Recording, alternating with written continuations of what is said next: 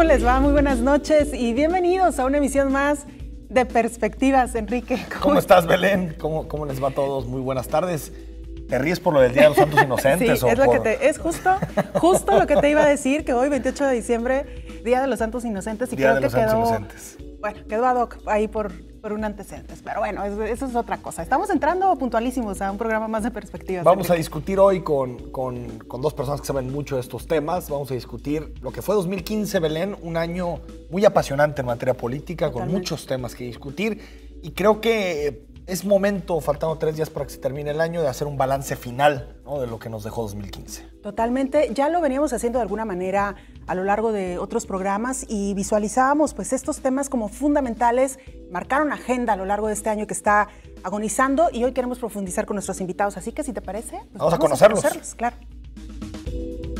Jorge Rocha Quintero, académico y analista político. Es doctor en Ciencias Sociales por el ITESO y es profesor investigador de la Universidad Jesuita. Su línea de investigación es Política y Sociedad. Ha sido coordinador de la Maestría en Política y Gestión Pública del ITESO desde enero de 2010 a julio de 2014. Colabora en distintos medios de comunicación, como analista en Canal 44, en Radio Metrópoli, y es miembro del Consejo Editorial del Observatorio de Medios del ITESO.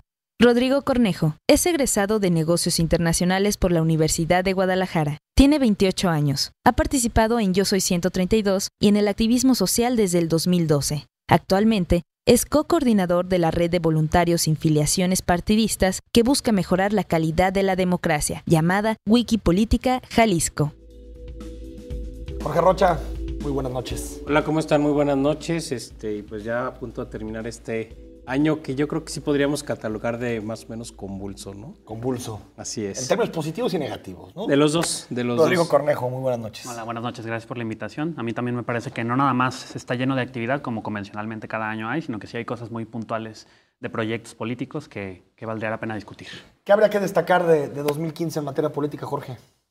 Y bueno, obviamente un tema central, a mí me parecen que son dos temas centrales. Uno es el proceso electoral. Bueno, tuvimos elecciones federales para elegir o renovar la Cámara de Diputados, por un lado, y la otra hubo renovación de 9 gobernaturas, si mal no recuerdo, junto con que en el estado de Jalisco, bueno, tuvimos nuevos diputados federales, nuevos diputados locales, además de el cambio en las 125 alcaldías, ¿no? Obviamente lo relevante para el caso, de por lo menos nacional para mí, es que hay dos fuerzas políticas emergentes que aparecen, que es tanto Morena, sobre todo en la Ciudad de México, y en el caso del occidente, Jalisco, pues es obviamente Movimiento Ciudadano, por un lado. También tenemos el caso de los independientes, que por primera vez compiten, y bueno, quizá lo más destacado en el caso nacional es lo de Jaime Rodríguez, que es el gobernador de Nuevo León, y en el caso de Jalisco, pues la diputación de Pedro Kumamoto. Eso, digamos, en términos nacionales. Y en el caso local, obviamente, creo que lo más importante es que hay una fuerte crisis, una pérdida de espacios importantes de parte del PRI, del partido que actualmente tiene la gobernatura del estado. Hay una emergencia muy grande, hay una fuerte presencia ahora de Movimiento Ciudadano, que en términos de población está gobernando poco más del 60% de la población. Son solo 24 municipios, pero son los más poblados del estado, y también es la principal fuerza política, por lo menos en número, en el Congreso local, ¿no? Esa es la parte relevante, junto con un decrecimiento o una crisis que creíamos algunos que ya no iba a llegar a más del PAN, ¿no? Un PAN que ya está bastante más... Sí, hubo más fondo, ¿eh? Hay más fondo. Hay más fondo. Entonces, para 2018 igual podríamos anticipar que puede haber más fondo. Jugando el descenso, yo creo ya el PAN para por ahí, momentos, ¿no? O empezando a tener como rival al PRD, por Exacto, ejemplo, ¿no? Más bien por Ese ahí, va a ser el Partido Verde. Exactamente. Pero para mí esos son como los grandes eventos políticos que marcan, en materia electoral. Y el otro es la crisis política de legitimidad del presidente, ¿no? O sea, fue un año muy difícil para Peña Nieto, obviamente marcado por, yo creo que 2 asuntos. Obviamente el asunto del tema de la economía, que no repunta. O sea, los precios del petróleo, por ejemplo, ya en este mes estuvieron rondando los $28 por barril. Cuando inicia el sexenio estábamos sobre los $100 en promedio, es decir, tenemos un descenso de casi el 70% del precio, cosa que es terrible. Una depreciación del peso que al final acaba alrededor del 15%, que por supuesto que también va a tener algún tipo de impacto. Y bueno, que la economía en general no ha repuntado, ¿no? Y obviamente, bueno, también este año se dieron a conocer las cifras de pobreza de Coneval. 2 millones más. Que son 2 millones más, ¿no? Ese es como el panorama económico. Y en lo político, pues obviamente el caso Ayotzinapa. Y la corrupción, ¿no? Y la corrupción que le sigue pegando al presidente. Y estas confrontaciones que ha tenido con los organismos internacionales de derechos humanos. Sí, se peleó con la Comisión Interamericana, con la ONU, con el relator de tortura. Obviamente está el tema del grupo de expertos que dijo que les tumbó su verdad histórica sobre el caso Ayotzinapa. Entonces la otra parte es esa, ¿no? La gran caída de Peña Nieto. Rodrigo Cornejo. A mí me parece que podemos hablar de dos cosas, no solamente del desprestigio en sí de la clase política en general, desde el gobierno de Enrique Peña Nieto y todo lo que de ello se sucede, sino también en una especie de pulverización de los electorados monolíticos. No en todos los casos, pero casi siempre las sorpresas a raíz de esta pulverización son las cosas que vemos como los elementos nuevos de estas elecciones. Es decir, en un estado que probablemente se asumía como tradicionalmente panista, la pulverización de un electorado de cierta tendencia ideológica migra con relativa facilidad ya a opciones diferenciadas. La emergencia de Movimiento Ciudadano podría explicarse, a mi manera de entender, en buena medida por una migración y por un electorado que, si bien no es ya convenenciero, es decir, que se va con la opción política que le parece más atractiva, más bien empieza a discriminar de manera mucho más fina en opciones políticas. Y esto es una respuesta preliminar del electorado a la otra gran beta que yo considero que estuvo presente en todo este año, que es la crisis de la representación. Hablábamos ahorita un poquito de la caída del Partido de Acción Nacional, pero no sola y exclusivamente en el nivel federal, sino aquí en Jalisco, uno de sus bastiones, y de casi la virtual desaparición electoral, al menos, del PRD en el estado de Jalisco. Y estos elementos nuevos son porque las respuestas de los partidos a la crisis de la representación no han sido satisfactorias para el electorado. La emergencia del Partido Movimiento Ciudadano convive con el elemento, no tal vez determinante, pero sí más visible, en un distrito local en donde un independiente logra demostrar que bajo ciertas condiciones, con un electorado que es más proclive a discriminar entre opciones, lee un poco más el programa y que está hambriento de participación ciudadana, claro. Se pueden bajar los costos de la democracia, que es una de las grandes demandas de la gente, a mi parecer, los altos costes de la democracia. Parece ser que por fin empieza a migrar un poco esta insatisfacción con el modelo político que tenemos hacia un electorado que discrimina un poco más, pero que sigue sediento de opciones nuevas. Con la concatenación de estos factores hemos visto que ya por fin se habla desde cierto proyecto político de un gobierno metropolitano, por ejemplo, pero la ejecución de un gobierno que sí tiene, o se supone debe de tener un proyecto político, ha dejado mucho que desear de los ciudadanos también en términos de qué tan efectivo puede ser un gobierno que ha sido instalado no solamente mediante el voto de castigo, sino también con altísimas expectativas de efectividad. Es decir, la gente no solamente está votando por el menos peor o discriminando entre opciones por voto de castigo. ¿Qué resultados, no? Exactamente, y eso es probablemente el reto más grande, no solamente de los partidos políticos, sino de la participación política en general. De acuerdo. Y en el estado de Jalisco también me parece que hay elementos que venimos arrastrando, como no solamente la crisis en términos de seguridad, sino elementos que a veces son un poco invisibles, como el alto número de desaparecidos que tiene el estado de Jalisco, la pobre respuesta de todas las autoridades de órdenes estatal, municipal y local a la violencia en general, la invisibilización de esto como un problema grande. Entonces me parece que esos elementos, algunos nuevos y otros más añejos, pintan el estado de Jalisco como sí, un año diferente, pues, por así decirlo. Jorge, Rodrigo, sin embargo, me da la impresión que este electorado que has descrito de manera muy puntual en Jalisco no actuó de la misma manera a nivel nacional. ¿Qué está pasando con el resto del país? Porque en estas elecciones intermedias pues hay, digamos, un refrendo hasta cierto punto de confianza al presidente Enrique Peña Nieto. Mira, uno puede diferenciar en las tres grandes capitales del estado, del país, o sea, lo que es Monterrey y Nuevo León, el DF y Guadalajara, Jalisco. Ves que son tres lugares que se comportaron atípicamente, que son los que finalmente donde hay, por ejemplo, el PRI tiene sendas derrotas. En el resto del país, finalmente el PRI tiene una gran victoria. Incluso hay que decirlo, de los 300 distritos electorales, el PRI gana 185, si mal no recuerdo. Digo, en alianza estados, con, ¿no?, el Verde. Sí. Exacto. Pero sí, pero normalmente van a ser en el resto del país, pero tú quitas el caso Nuevo León con el Bronco, ¿no?, donde el Estado se vuelca por un candidato independiente. Ves el caso, por ejemplo, del Distrito Federal, donde ya hay dos fuerzas políticas claramente definidas, ¿no? Por un lado Morena, sí, con López Obrador, claro, y por otro lado el PRD, ¿no?, con una configuración distinta políticamente.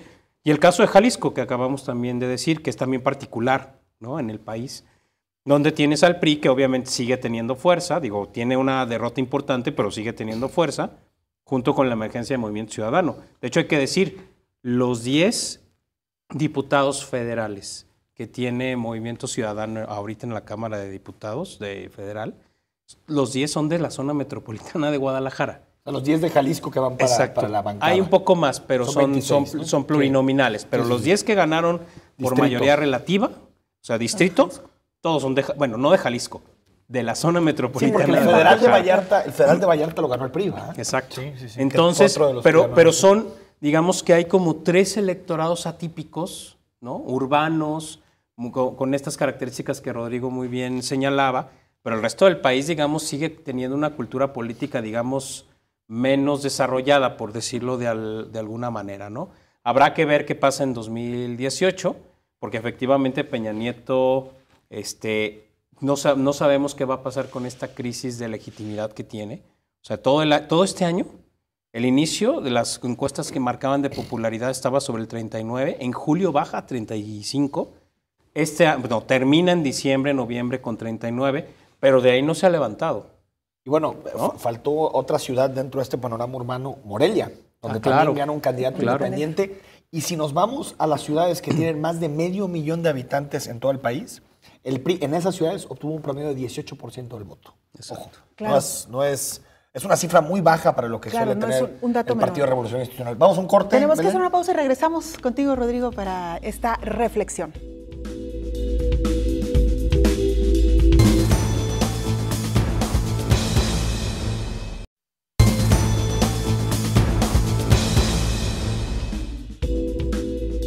De regreso, en perspectivas, haciendo un balance de este año 2015, un año que ya lo hemos dicho, muy apasionante en materia político-electoral. Rodrigo, estamos discutiendo por qué esta divergencia entre los mensajes electorales que manda Jalisco y los que manda el resto de las entidades federativas, sobre todo en la conformación del Congreso Federal. Me parece que fuera de ciertas áreas urbanas que tienen una politización muy grande, por ejemplo, en el caso de Guadalajara, por su colapso urbano, por el desorden urbano que existe, y otros electorados que tradicionalmente solemos concebirlos como más politizados, ¿sí?, no hay una contestación coherente fuera de estas 3 o 4 áreas metropolitanas al poder. Es decir, lo preocupante es que siempre se puede ir más abajo. Hemos tenido presidentes altamente impopulares, generalmente más allá de la mitad de su mandato, caen en picada y tienen que o salir del país o desaparecer de la vida pública por esta misma crisis de legitimidad que parece ser cíclica cada sexenio. Sin embargo, en algunas elecciones, al menos de presidente anteriores, había tal vez de la oposición una contestación más coherente. Sin embargo, estos elementos que menciona Jorge muy elocuentemente de los independientes, Movimiento Ciudadano, Morena disputando, nos hablan no solamente de una pluralidad de opciones políticas, sino de una pulverización de la oposición. Más allá del desgaste del Pacto por México, donde se llegó al total descreimiento de que el tripartidismo imperante no podía hacer nada más que colaborar con el gobierno federal, quedan desacreditadas estas opciones. Y parece ser que estas opciones, que han sido contestaciones parciales al gobierno federal del PRI, desde varias perspectivas, no logran articular una respuesta grande. Es decir, para responder a un gobierno federal que controla la mayoría de las gubernaturas, que todavía tiene con sus aliados parlamentarios una mayoría virtual, pues, en el Congreso, hace falta un gran esfuerzo. Y lo que hemos visto es que los únicos que probablemente sean, incluso el PRD probablemente en la última votación del Congreso votó por primera vez no con Morena. Pero no hemos visto una contestación coherente, ni siquiera un diálogo entre estas fuerzas de la oposición que están pulverizadas. Y probablemente no lo veamos en 2018.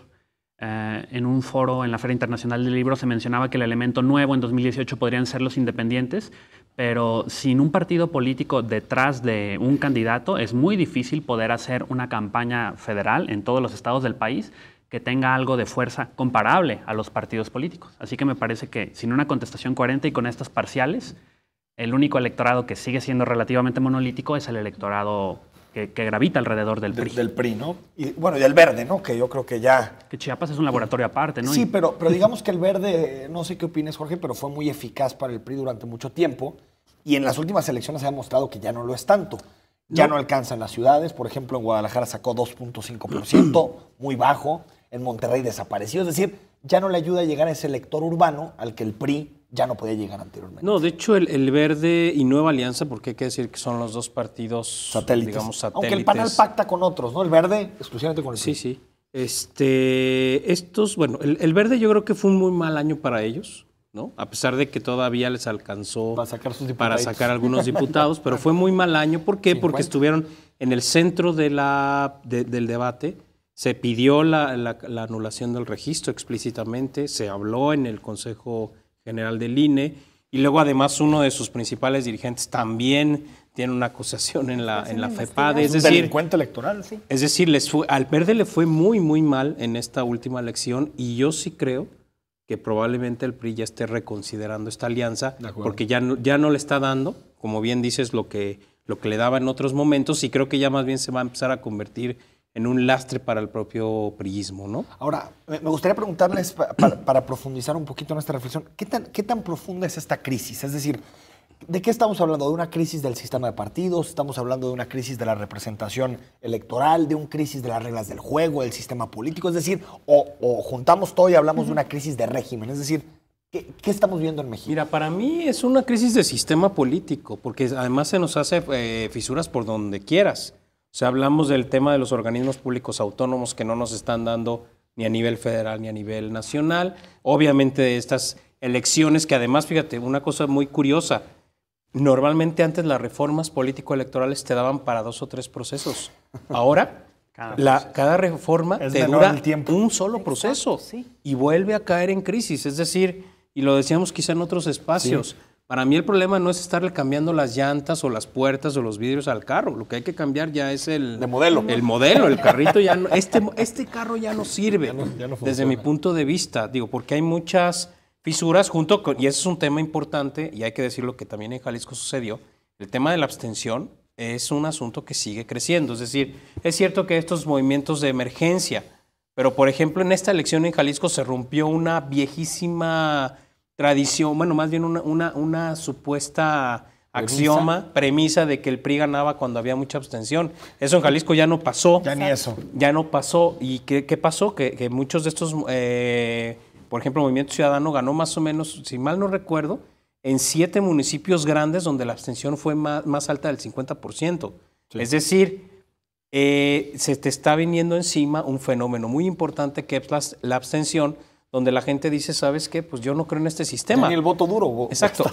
Y además es completamente coherente con otros fenómenos. O sea, si tienes un país que sistemáticamente no sale de la pobreza y la mitad de tu población está en pobreza, pues entonces este sistema político y esta democracia no les está dando nada. Claro. No tendrían para qué salir a votar. Rodrigo, ¿es crisis de régimen? Me parece que es una crisis que pasa por varios factores. En primer lugar, es una crisis de ordenamiento político. En México, a mí me parece que está instalada una democracia de la desconfianza. Es decir, la sobreregulación electoral habla de que para constantemente refrendar la poca o casi nula confianza que hay del elector, constantemente hay que estar cambiando las reglas del juego para parchar comportamientos que minan aún más la confianza en la democracia electoral que tenemos. Sin embargo, este modelo de sobreregulación lo único que nos prueba es que pues es algo muy evidente, ¿no? Las leyes se ajustan a realidades y la realidad normalmente rebasa la ley. Y esto es bastante cierto para el juego electoral. De ese tipo de incapacidad del sistema político de reformarse a la velocidad de los partidos, a la que los partidos violan la ley, nace otra crisis. Es muy evidente. México fue una república presidencialista durante mucho tiempo y ahora parece tener un semipresidencialismo que no termina por reconocerse en ninguna parte. Desconcentramos muchas facultades a los gobernadores y los gobernadores convirtieron en feudos sus estados. Dimos autonomía a los organismos públicos descentralizados electorales, a los OPLES, como les llaman. Autonomía de cuotas. Exactamente. Terminaron operando las elecciones a modo del gobernador en turno y aparte, en la cuestión del federalismo fiscal, terminamos con con una deuda de los estados y de los municipios prácticamente inmanejable. Entonces, el haber soltado las riendas relativamente y a raíz de esa autonomía, no vimos ningún beneficio derivado de una mejora en la calidad de la democracia, más participación en los estados.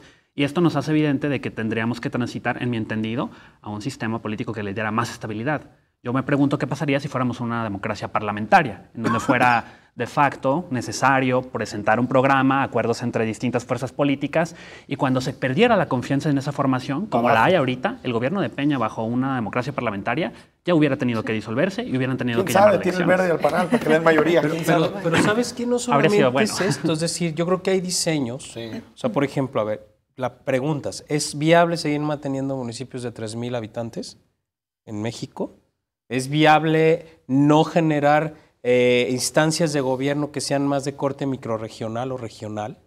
¿O sigue siendo viable que tengamos 5 gobiernos municipales en una sola ciudad metropolitana? Sí, no. Es decir, no solamente ya es la parte política, incluso el diseño de nuestro sistema ya no está dando, ya está caduco. Yo creo que tenemos que repensar cosas desde la raíz, desde el fondo, ¿no? Revisemos ahora qué está pasando con la izquierda en nuestro país. Ya hemos visto estos movimientos de alguna manera reflejados no solamente en México, en América Latina. La izquierda también parece que está sufriendo por ahí algunos cambios, pero en el caso de nuestro país, lo que pasó con el PRD, ya lo decían al principio, esta caída, el surgimiento de Morena, la presencia otra vez muy fuerte de Andrés Manuel López Obrador de cara a las elecciones presidenciales que se avecinan.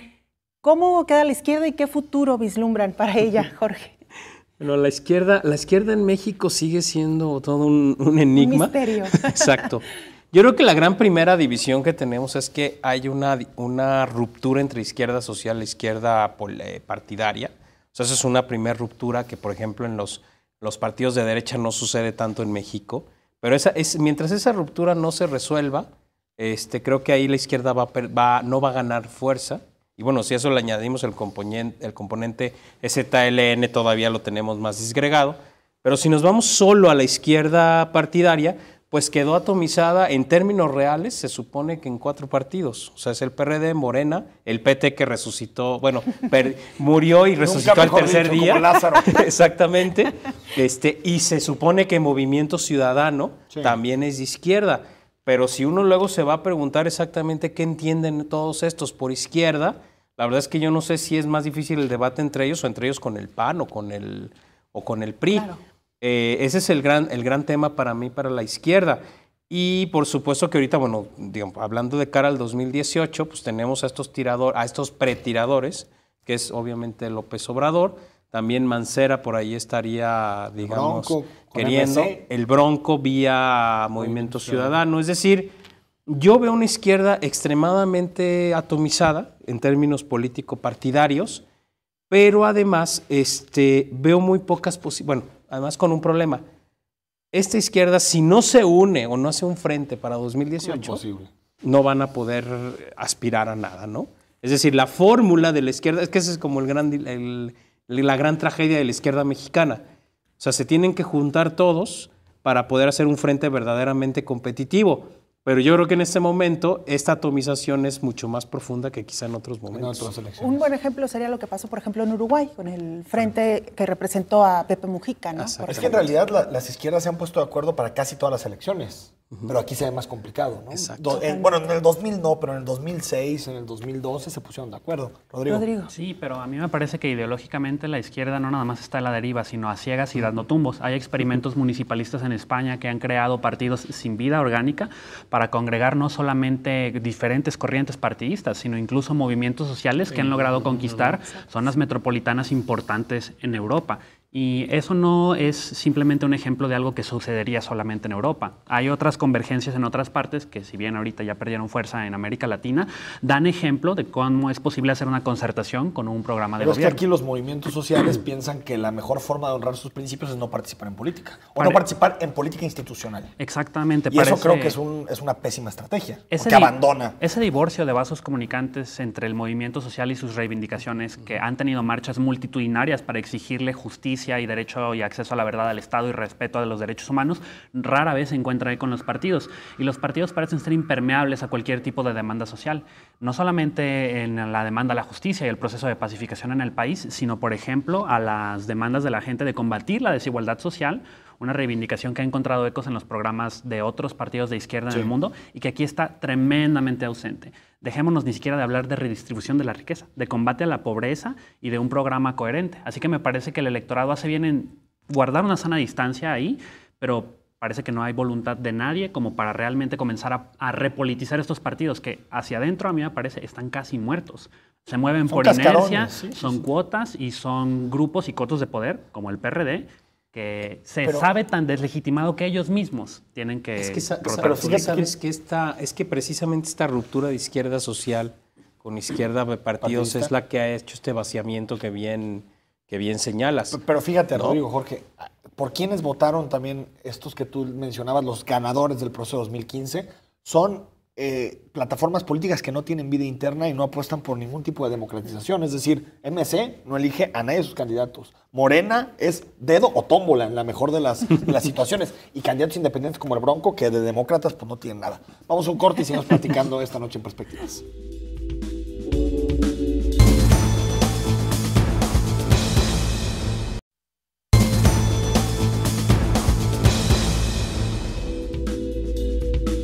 De vuelta esta noche en Perspectivas, platicando o haciendo un recuento de lo que fue 2015. Y uno de los temas, Belén, que le hemos dado mucho espacio en este programa es el tema de Ayotzinapa, ¿no? Sin duda alguna. Que siguió vivo durante 2015. Ya estamos hablando de, hasta hace 2 días se cumplieron 14 meses, ¿no? Después de lo que hizo, 15 meses, perdón, después de lo que sucedió en Ayotzinapa. Me gustaría preguntarte, Jorge, ¿qué se ha desprendido? ¿Cómo ves el debate posterior, tanto en temas como la reforma institucional, como el cambio político? Es decir, ¿qué ha pasado después de Ayotzinapa?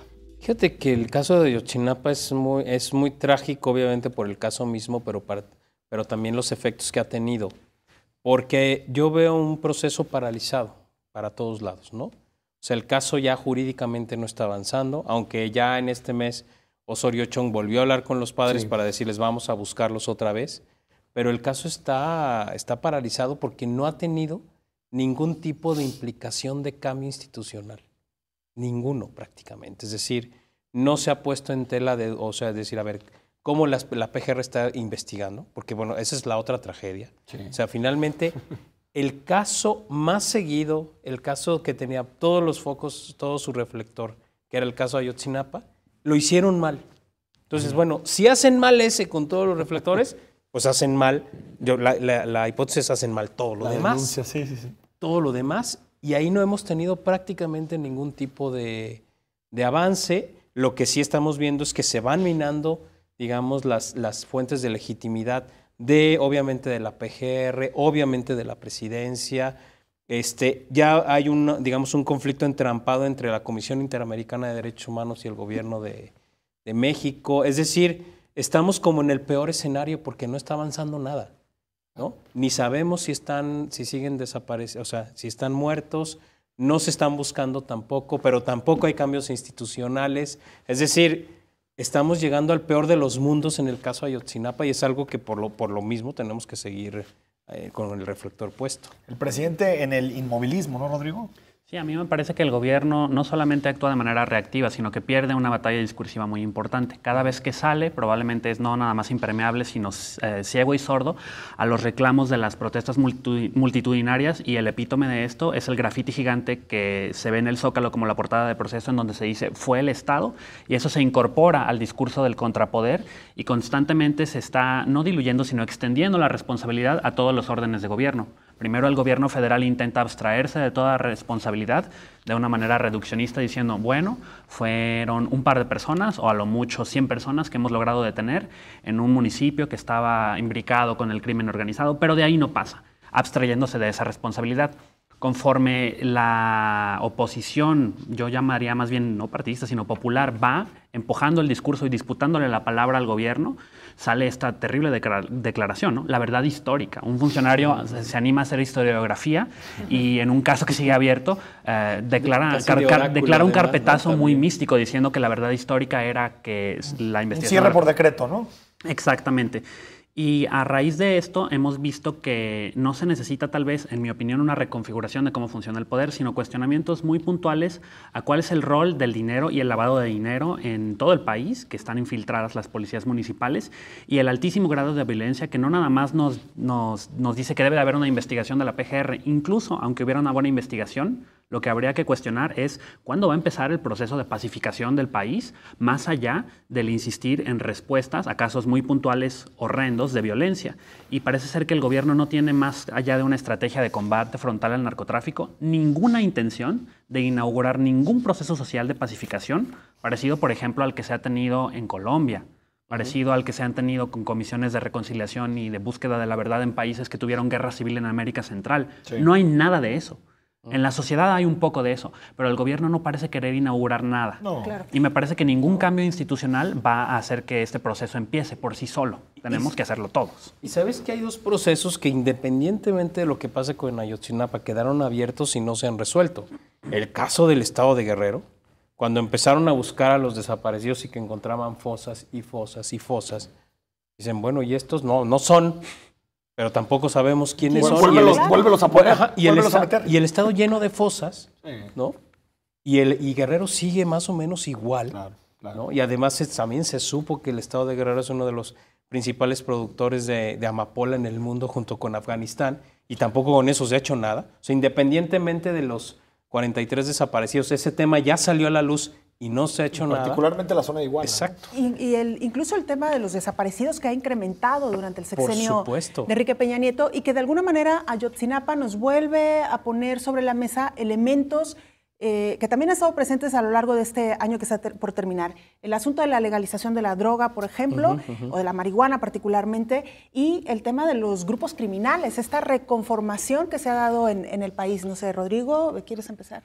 Bueno, quizá nomás terminar una cosa más, otro tema que en esta misma línea, Belén Sales, a ver, ahora sí se comprobó que claramente había una infiltración y una clara relación entre un gobierno local y la delincuencia organizada. Claro. ¿No? Pase lo que pase, eso en Iguala ya está comprobado. Buscaglia ya había dicho desde hace varios años, desde que llegó Calderón, que el 10% de los municipios de México estaban en esa circunstancia. El 10%, que no son poquitos, ¿no? Sí. Estamos hablando de un buen número de municipios. Con ese tema tampoco se ha hecho absolutamente esos 10%, nada. Jorge, es completamente infiltrados. Exacto. Porque tiene otra cifra que es el 60%, con algún nivel de infiltración. Con algún nivel. Con eso no se ha hecho nada. Y eso es independiente, bueno, está relacionado, vuelve a surgir con el tema de Ayotzinapa. Y en ese tema no se ha hecho nada, absolutamente nada. Es decir, por eso hablo de este pasmo, y comparto lo que dice Rodrigo del gobierno, de, bueno, ahí está, y todo está parado, y todo está frenado, y no sabemos para dónde caminar. El problema es que este gobierno va a la mitad del camino. Entonces, 3 años más en esta lógica, lo que te va a sumar es... Bueno, ya va a la mitad, ¿no? Hay que ver el vaso medio lleno. 3 años más de esta lógica te va a llevar a mayor crisis, porque estos problemas no es que se queden estáticos. No, si no lo resuelves, te van a seguir creciendo. Como bola de nieve, Rodrigo. Sí, droga, desaparecidos, grupos criminales. Me parece que hay una corresponsabilidad social al gobierno. Tampoco podemos achacar todo a algo que como sociedad renunciamos a debatir durante muchísimo tiempo, que era que el narcotráfico derivaba relativos beneficios económicos a ciertas comunidades, y mientras no fuera muy violento, era algo que podíamos hacer la vista gorda y no sucedía nada. Ahora, a la luz de estos hechos, lo que tenemos que hacer es preguntarnos de dónde nace esta cobardía del gobierno mexicano para empezar a discutir seriamente con los Estados Unidos lo dañina que es la asimetría de legislación de drogas entre México y Estados Unidos. Más allá de que aquí la mayoría de los mexicanos estén a favor o en contra de legislar para despenalizar la marihuana, lo que a mí me parece que es más dañino es ver que esta vecindad y el trasiego de droga siempre va a pasar por México. Y a menos de que la política exterior mexicana comience a hacer, ya no acusaciones, como en el sexenio de Felipe Calderón, que ponían un espectacular diciendo, por favor, ya no pasen armas, sino preguntas serias como, ¿qué quieren hacer ustedes para pacificar el sur de la frontera de Estados Unidos y el norte de la frontera mexicana? Y cuando no empecemos a preguntarnos algo muy sencillo, ¿por qué mexicanos le están disparando a mexicanos? A eso se reduce. Y ahí hay una responsabilidad social Pero para el Estado mexicano es delincuentes contra delincuentes. Exacto. Y este maniqueísmo y esta dicotomía obvian muchas cosas. Esto pasa por la desigualdad económica, esto pasa por la falta de oportunidades, una tolerancia aterradora, no a la narcocultura, sino a la violencia en sí y la deshumanización de la mayoría de los mexicanos que tienen mucho trabajo, según una encuesta, haciendo empatía con las víctimas del crimen organizado. Hasta que no te toca a ti, no sabes lo que es un secuestro o un asesinato. Entonces creo que los límites de la barbarie constantemente se están renovando y debemos de hacernos una pregunta necesaria. Es como, esto lo podemos tolerar mucho tiempo más, pero ¿hasta cuándo vamos a empezar a preguntarnos cuánto tiempo queremos tolerarlo? Ahora, decíamos que no hay respuesta institucional, no hay respuesta política, no hay respuesta en materia de política exterior a estos problemas. ¿Podrá haber una respuesta en materia de constituyente, por ejemplo? ¿Podremos pensar que México podría entrar a partir de 2018, 2021 en un proceso constituyente de una nueva constitución, renovar el pacto social? ¿Es posible, Jorge? A ver, yo creo que si hablamos de lo que debería de ser, eso tendría que pasar. De hecho, eso tuvo que pasar en el año 2000. Yo creo que el peor error quizá de Fox es no haber hecho este cambio de constitución de régimen que pasó en otros países de América Latina. Siguió operando con el esquema autoritario, ¿no? Entonces yo creo que ese es, digamos, el peor pecado de Fox. En 2018 yo veo que este proceso sigue siendo necesario, porque además traemos un déficit de casi 2 décadas de lo que tuvimos que haber hecho en 2000. Lo veo necesario, pero actualmente por las fuerzas políticas que tenemos, no veo que tengan, no veo que tengan la posibilidad para acordar un cambio de ese tamaño. O sea, si ya vimos que la propia izquierda en sí misma no se puede poner de acuerdo, o va a ser difícil que se pongan de acuerdo para un candidato, imagínense a estos también negociando con un PAN que está en crisis y que no sabe para dónde va, y con un PRI que también, a pesar de que sigue ganando elecciones, también está en crisis interna. Entonces le vamos a seguir metiendo llantas al coche. Yo creo que... al viejo modelo del 17. Yo quisiera que fuera otra cosa, pero lo que veo en términos reales es que vamos a seguir con el viejo modelo, ¿no? El 17. A pesar de que no... Bueno, salvo que empiecen a suceder cosas mucho más graves que sí digan ya, o sea, basta y vamos a... ¿Desde la sociedad civil, Rollo, es posible? Hay que lanzar esa idea. También hay que poner atención a ejemplos muy puntuales, como el proceso constituyente de la ahora Ciudad de México, en donde vemos que hay personas que van a ser designadas por Peña y designadas por Mancera. Entonces podremos ver ahí también lo que yo señalaba como peligroso. Un proceso de nuevo constituyente descuidado podría tener consecuencias las élites, más nefastas, incluso de la instalación de un proceso incluso más excluyente que el que ahora tenemos. La Constitución ahora es letra muerta, pero puede ser más excluyente. Entonces a mí me parece que tendremos que estarnos preguntando cuáles son las prioridades y las orientaciones generales, culturales, sociales de los mexicanos. Hay reivindicaciones de justicia, de mayor igualdad en la distribución del ingreso, de pacificación del país y de mayor participación. Esos 4 elementos nos servirían para empezar a discutirlo. Es un pacto que si no opera, vale la pena disolverlo y reemplazarlo por uno nuevo. Pero hay que señalar que, al menos desde mi opinión, es muy poco probable que los actores que son más favorecidos por esta inoperancia de la Constitución vayan a, por su beneplácito, desconcentrarnos esa facultad a nosotros y decirnos, bueno, aquí tienen una Constitución en blanco, háganla ustedes y nosotros nos supeditamos. Más bien es al revés. Aquí está nuestro ordenamiento, nuestros poderes económicos, mediáticos y políticos, y nosotros vamos a tutelar el proceso. Rodrigo, a mí me gustaría insistir un poco en lo que ya planteaba Enrique. ¿Qué tanto se van a impulsar estos? Bueno, ya lo respondías en parte, pero quisiera insistir. ¿Qué papel va a jugar ya el ciudadano propiamente organizado? Tú que has participado en Yo Soy 132, en Wikipolítica, ¿hacia dónde ves que van a crecer estos movimientos ciudadanos juveniles, incluso yo lo diría? ¿Y qué tanto podemos aspirar a lo que ha ocurrido en países, por ejemplo, como España? La característica de muchos de estos movimientos es que su impacto más grande es en redes de incidencia local. Es decir, que, por ejemplo, no es gratuita que la victoria de Pedro Kumamoto no haya sido para una diputación federal, sino una diputación local. Lo que se busca muchas veces en estos movimientos es reducir el alto grado de intermediación que hay entre la toma de decisiones y el ciudadano corriente. Y entre más se reduzca este grado de intermediación, comenzaremos a ver una participación ciudadana incrementada. Estos movimientos también tienen defectos en tanto que no han sabido dialogar más allá de una relación dicotómica de oposición al poder y tendrían que empezar a ver cómo pueden modificar las relaciones entre ciudadanos. Recuperar la confianza necesariamente tendrá que pasar por construir un movimiento social que pueda dialogar con el poder tan nefasto que está instalado, pero a la vez que pueda dialogar con una dinámica social tan nefasta que está instalada en nosotros. que es la falta de cooperación, el primar la competencia sobre la convivencia y el que hemos renunciado y abandonado los espacios públicos y políticos. Y eso nos toca a nosotros, los mexicanos. Eso no es de los partidos y no es del Estado, ¿no? Vamos al corte y seguimos platicando en Perspectivas.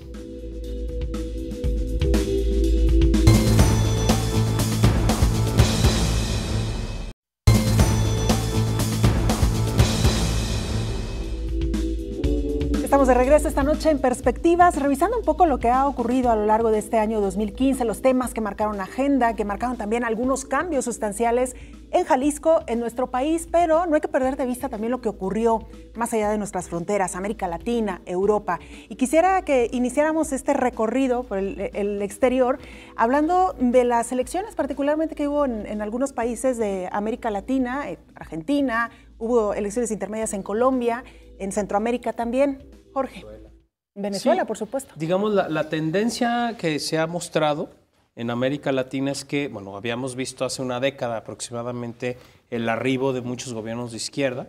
De hecho, los únicos dos países que no habían entrado en esa lógica, digamos, de los importantes del continente era Colombia y México, el nuestro, precisamente, pero el resto estaba, digamos, volcado a la izquierda.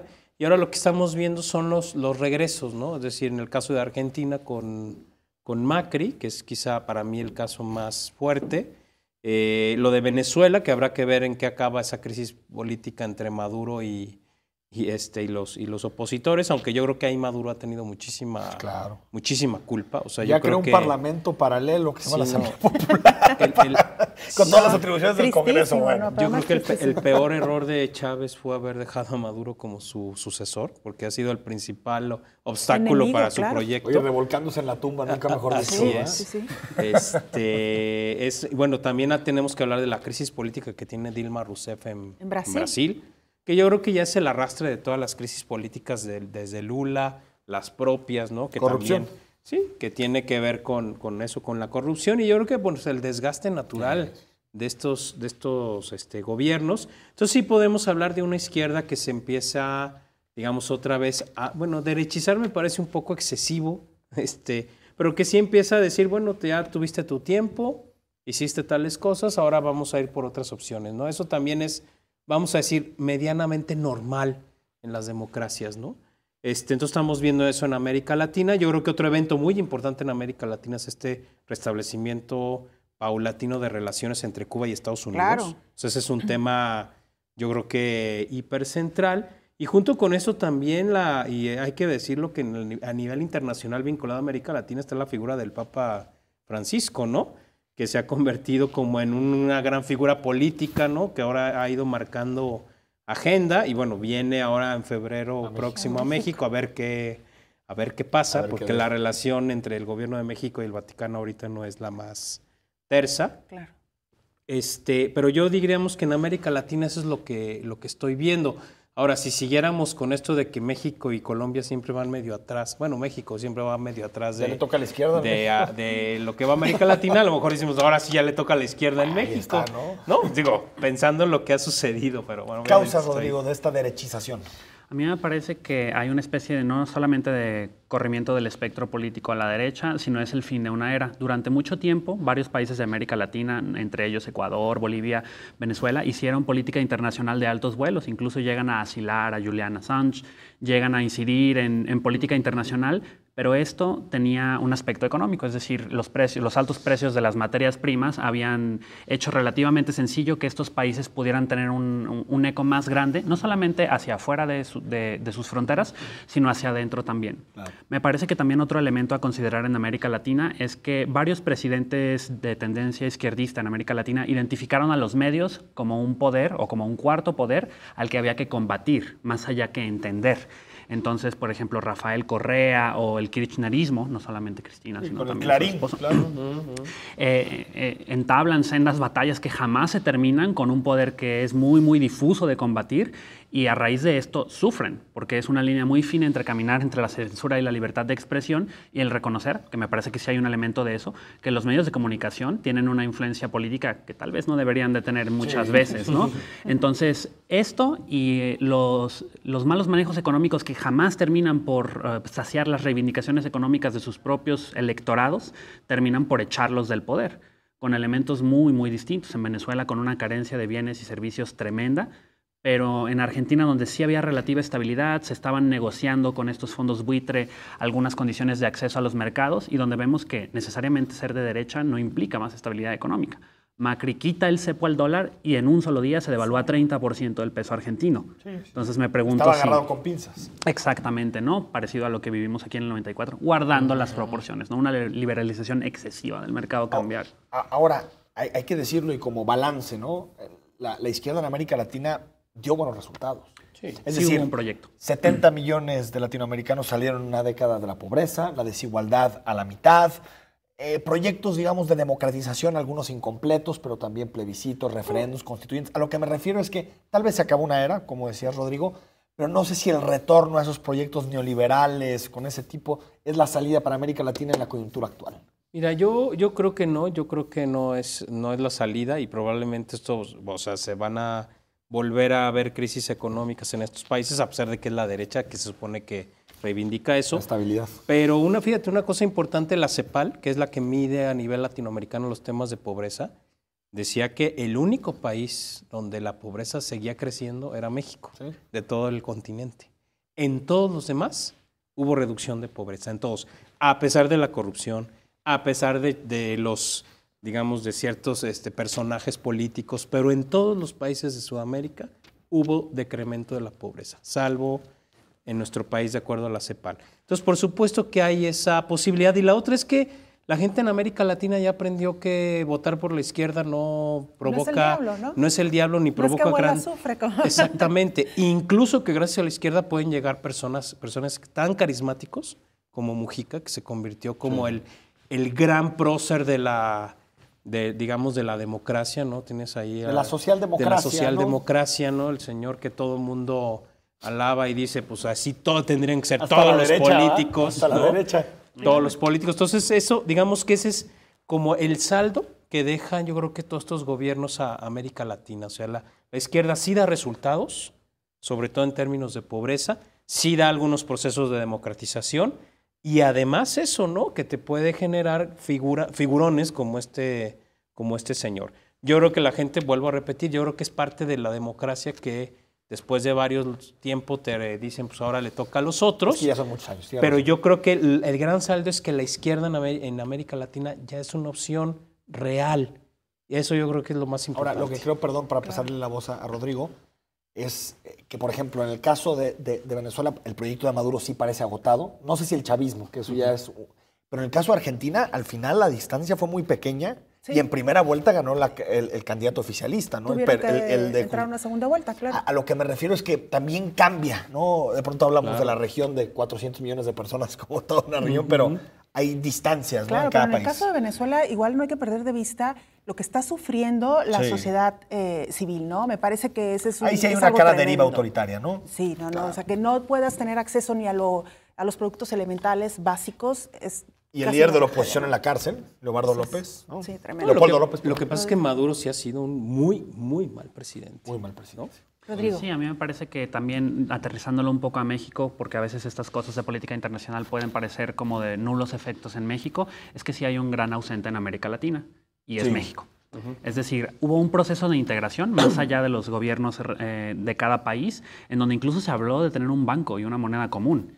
Y todos los avances que tuvo el Mercosur era un proyecto fuerte alternativo al de la Unión Europea de integración que ahorita todavía reditúa beneficios. Y México, continuando volteando y continuando a voltear a su socio comercial más grande, lo único que hace al abstraerse de este proceso es abstraerse del bloque probablemente que sea culturalmente más homogéneo en todo el mundo, en donde la integración no solamente es posible, sino que es deseable. O sea, es un mercado común enorme y seguimos obstinados en que nuestra única opción sea Estados Unidos. Pues habría que preguntarnos también en esos términos, ¿queremos ser parte de un proceso de discusión de cómo se hace política en América Latina o queremos seguir volteando a quien nos ve con cierta minusvalía, ¿no? Claro, y además porque compartimos muchos más aspectos con América Latina que, bueno, Estados Unidos también forma parte de América Latina, pero que con nuestros vecinos del norte, ¿no? Nos quedan un par de minutos ya para concluir este espacio, pero me parece, Enrique, que no podemos dejar de lado otro acontecimiento que sin duda alguna marcó agenda, los atentados de París. Jorge. Pues mira, los atentados de París yo creo que al fin del día van a ser como lo que pasó con el 11 de septiembre, con las Torres Gemelas, que fueron hechos que luego generaron políticas internacionales que volvieron a subir los muros de las fronteras, que fueron a estigmatizar la migración, que fueron a estigmatizar ciertas, digamos, cosmovisiones del mundo. Creo que desafortunadamente para mí es una segunda vuelta de tuerca de lo que vivimos el 11 de septiembre y que yo creo que lo que vamos a tener todo 2016 es un endurecimiento de políticas migratorias, de políticas de seguridad. Eso es lo que yo veo desafortunadamente, pero el tema va a seguir ahí porque son los mismos países, digamos, centrales, Estados Unidos, Europa, sus intereses sobre ciertos territorios son los que han provocado que aparezcan este tipo de grupos radicales, ¿no? Entonces, mientras ellos no resuelvan eso, pues nos van a llevar a todos de corbata, ¿eh? Y por último, para señalar algo muy puntual, Estados Unidos y sus aliados están en el poder y en la gestión del sistema de espionaje internacional más grande que la humanidad ha conocido. Pueden espiar a todos todo el tiempo. Y ninguno de estos ataques fue prevenido por esta capacidad. Entonces vale la pena empezar a cuestionarnos como sociedad global si queremos arrogarle esas posibilidades de espionaje a estos poderes establecidos sobre pretexto de proveernos mayor seguridad, ¿no? Ninguno de estos ataques que menciona Jorge y ningún ataque futuro, me parece, van a ser evitados por esta red global de espionaje que pervirtió el sentido del Internet. Entonces, lo único que valdría la pena advertir es que jamás tenemos que renunciar a las libertades civiles y de libertad de expresión que tenemos sobre pretexto de adquirir mayor seguridad, porque ningún gobierno del mundo nos ha garantizado. Es un falso debate. Es un falso debate. Es renunciar a libertad por seguridad. Y que además se lleva también otro aspecto importantísimo, el de los refugiados, ¿no? Que a raíz de esta situación pues, se complica todavía más. Claro. Sin victimizar al Estado Islámico, ¿no? Que no deja de ser el Estado Islámico un enemigo a las libertades de la democracia, un protagonista de la equidad de género, ¿no? De todos estos temas. Sí, el problema es que el Estado Islámico... Entonces, ¿cómo se le combate? ¿No? Exactamente, y la respuesta es, otra vez, militarizas todo. Dices, no, a ver, por ahí no va el camino, bueno, ¿no? Lo interesantísimo es las coincidencias del discurso entre Bush, hijo, y François Hollande, ¿no? Así es. Siendo de orígenes completamente distintos. Pues estamos ya casi despidiéndonos. Jorge, Rodrigo, muchas gracias por habernos acompañado. Enrique y nosotros todavía seguimos aquí, unos programas más en perspectivas antes de que concluya este año 2015. Bueno, en 2016 los estaremos invitando mucho para tocar los temas locales, nacionales e internacionales. Tenemos creo que todavía un minuto, rapidísimo. Tema local, de nueva cuenta, gobierno de Jorge Aristóteles Sandoval, evaluación en 30 segundos. ¿Hay gobernador? No, digo, de manera simple, yo creo que el gobierno lee que su derrota electoral en julio fue tan grande que yo los veo inmovilizados, cosa que me parece un infortunio. Tendrían que, una derrota electoral no tendría que condicionar tu capacidad de gestión como gobierno del Estado, ¿no? Entonces yo quisiera que el gobernador volviera a retomar su rol y que el gobierno del Estado empiece a entrar en los temas que tiene que entrar. Sí, y pues habla mucho de una operación electoral muy nefasta. El elector jalisciense rechazó de tajo una operación de una campaña permanentemente sucia operada por un señor de apellido Lamas, en donde se rechaza ya estas operaciones de maquinaria del Estado para tratar de conquistar votos, y me parece que esa es una lección que no solamente el gobernador, sino todos los actores políticos podrían aprender. Ya basta. No sé si la aprendieron, pero bueno. No lo creo. Bueno, nos vamos ahora. Gracias, sí, Belén. Enrique, muchas gracias. Gracias a usted. Buenas noches.